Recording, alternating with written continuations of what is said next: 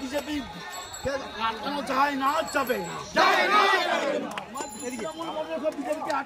পরমাত্মীয় শুভেন্দু দাস জিন্দাবাদ, নন্দীগ্রামের পরমাত্মীয় শুভেন্দু দাস জিন্দাবাদ, নন্দীগ্রামের উন্নয়নের কান্ডারি মেঘনাথ দাস জিন্দাবাদ, দেশপ্রাণ সমবায় সমিতি জয়ের কান্ডারি মেঘনাথ দাস জিন্দাবাদ, দেশপ্রাণ সমবায় সমিতি জয়ের কান্ডারি মেঘনাথ দাস জিন্দাবাদ।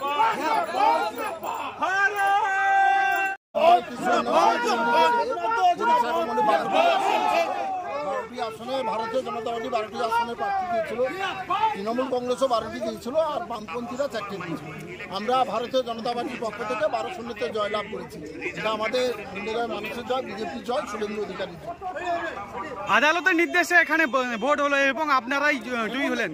এখানে নন্দীগ্রামে তৃণমূল কংগ্রেস প্রতিটি সমবায় সমিতি নির্বাচনে তারা ইচ্ছাকৃতভাবে হারার ভয়ে এখানে ভোট বন্ধ করছে।